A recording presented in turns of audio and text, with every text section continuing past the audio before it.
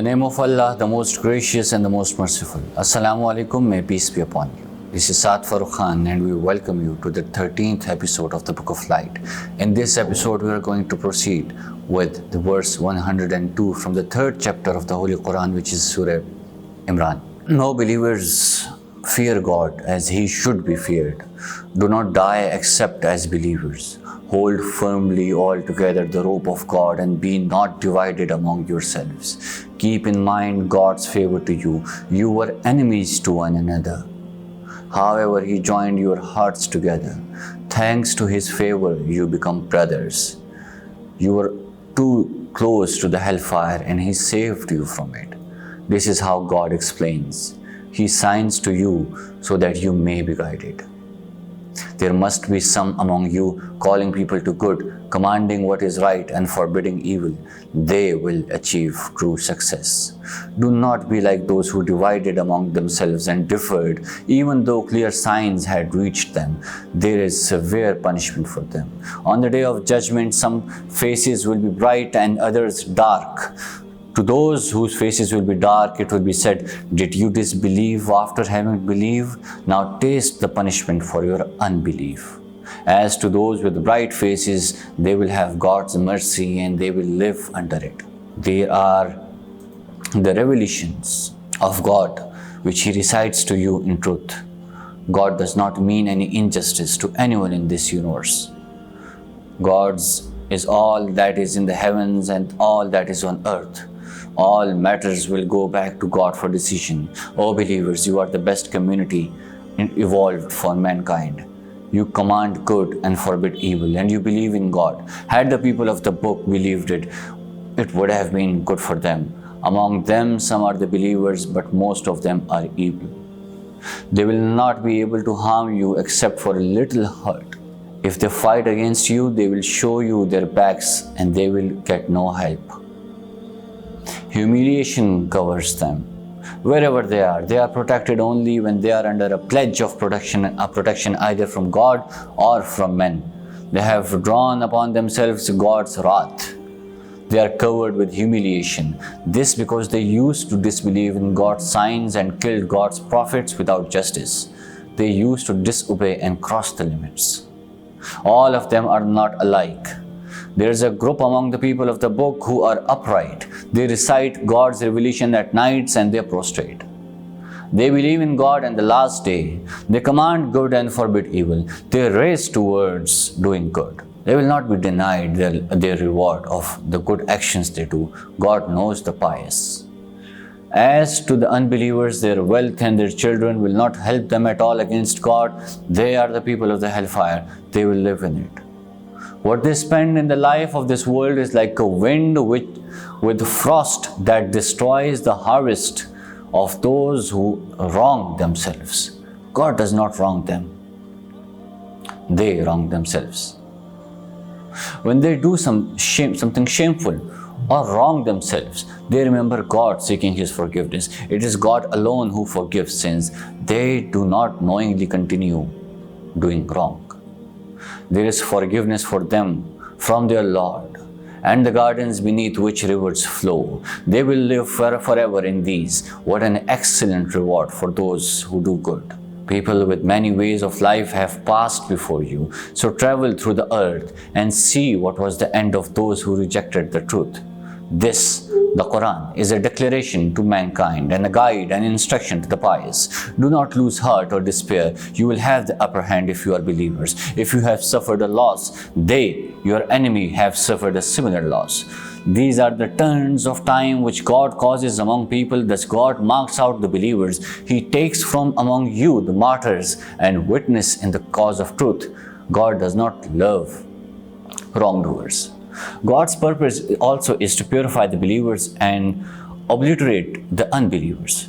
Do you think you will enter paradise without God testing among who you fought hard and remained patient in His cause?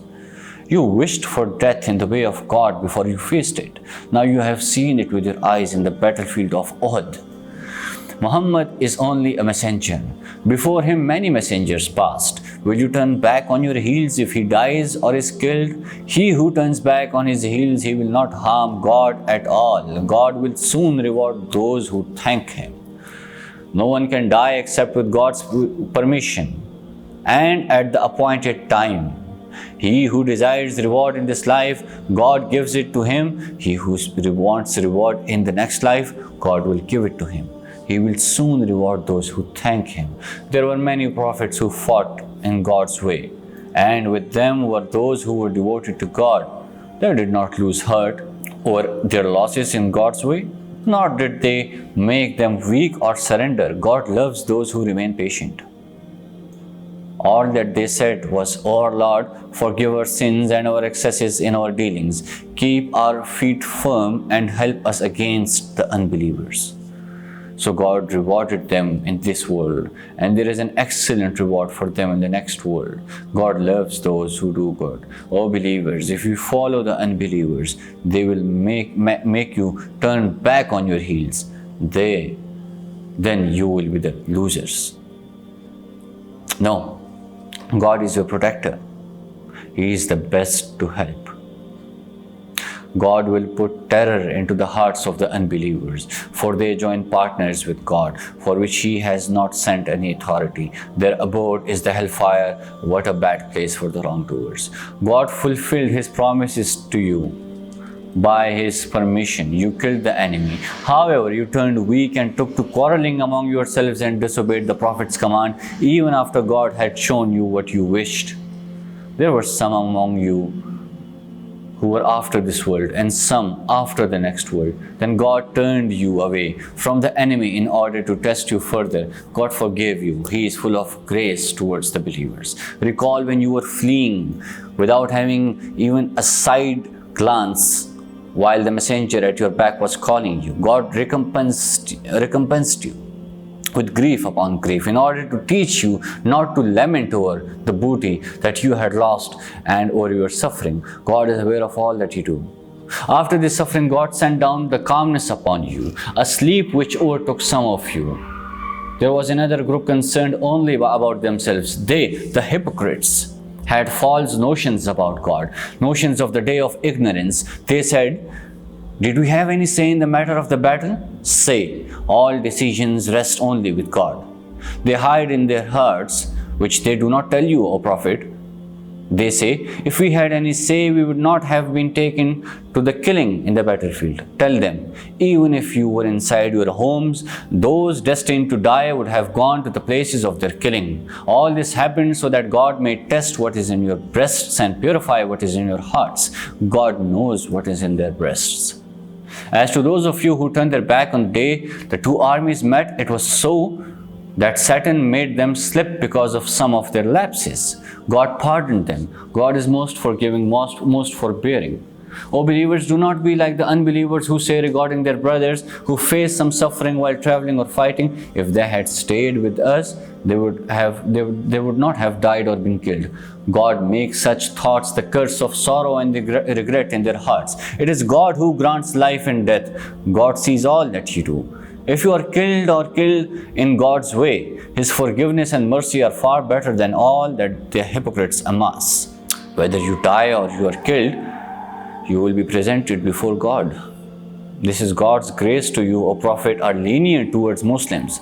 Had you been harsh and hard-hearted, they would have broken away from you.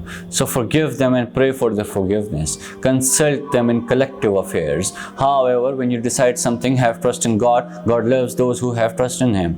If God helps you, no one can overcome you. If He abandons you, who can then help you? The believers should have trust in God.